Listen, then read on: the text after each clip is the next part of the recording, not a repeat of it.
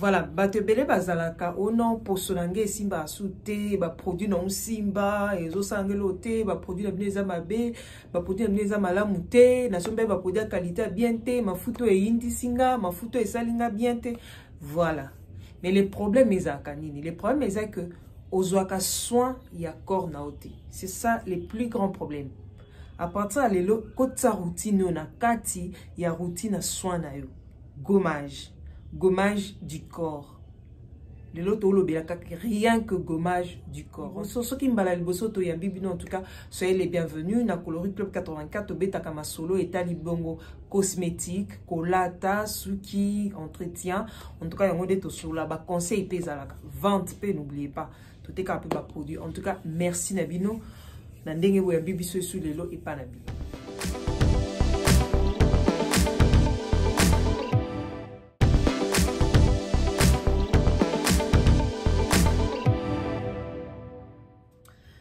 Voilà, on se lamente à tout moment, au nom pour sonange simba soute, ma futa na pas collé simbate, c'est normal parce que ba port na yo eza bouché, ba port anzoto eza bouché, pour sonao es botama et sali ba couche belé au longola raté, au koki okeyata ti na usine, ti na ba industrie, ti ce que ba elio 100 000 lotions.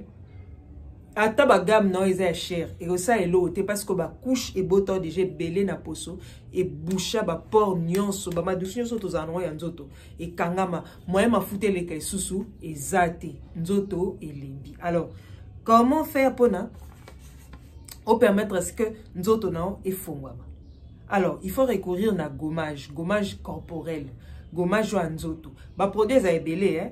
Ba sus kutu ya maman ba tout ça là ba koko na biso tout ça là ezali ezana ngo pe moins cher okoko c'est la café miliki loso curcuma en tout cas ba sus ezé belé pour non ça la gommage ba gommage op ba sala déjà ezali était comme nango pe moins cher partout. Alors pourquoi esengeli ko ça la gommage? Gommage corporel les animés permettent à ce que éliminer les cellules mortes, les impuretés présentes sur la surface de la peau. Permettre à ce que et affiner hein, les grains de peau pour permettre à ce que peau non ezala lisse pour rendre peau non lisse. Donc et régénérer et stimuler les renouvellements cellulaires de la peau et puis et permettre à ce que une meilleure efficacité du produit hein, de soins, tout soit bien appliqué. Alors, ceux qui ont ça la gommage, au coco pas quoi bilo nyonso et ko changer c'est très important. On doit insister, c'est très important parce que c'est très capital. Il y a aussi la gommage. Bah bite ko ça là chaque jour pour te déborder. Biso soka velo au déborder. Alors, au moins nous soka tambola tanaïs arabien très éclatant. Au talibo même dans musico mona ke mutana ça pèse sur ma et autour et on a pour ce bébé parce que à recours à cana gommage en tout cas ce conseil la gommage et vous allez bien et permettre à ce que micro-circulation sanguine makila et nzotopé et tamboula parce que déjà herbe à port hein ba douce au monieza kao et fongwami au moins sur la chair des poules les alindés va pour les télémaratema. Voilà la même chose au sali gommage. Ba port ba madusona et fongwami va permettre à ce que eroko yali suna mama futa na po o message ça qui tellement ma futa no peut-être au pakolara topi clair au pakolara ce qui lemon ce qui vitamine c'est au message qui yango et d'autres comment déjà adapté na ma futa na so ina ma futa mususu moi simbezate. Alors pour mettre fin à ça, il faut recourir à gommage. Gommage ne permettre que et renouveler la cas et l'on a ba peau morte parce que à chaque fois tout tamboula pollution eza ba saltana et kangama biso na nzoto plus et kangama na nzoto ezo boucher ba port na biso ya nzoto moyen produit et quota ezate c'est très important. Alors pour na ko déboucher ko fongola ko nettoyer ko bimisa ba saltana nyonso na poso na biso et senga que poso ya nzoto nzoto mobima vraiment et senga au recourir na gommage ezana ma bête. Gommage est très bien parce que est gardé pour nous.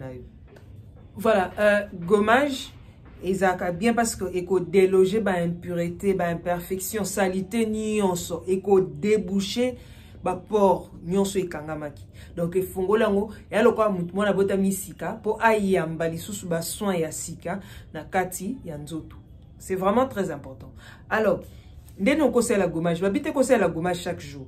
Au conseille l'ango 2 fois la semaine, ou bien en un mois, peut-être 4 fois, ou bien 6 fois. Donc, on dit que chaque semaine, au sala, yomoko sanandako.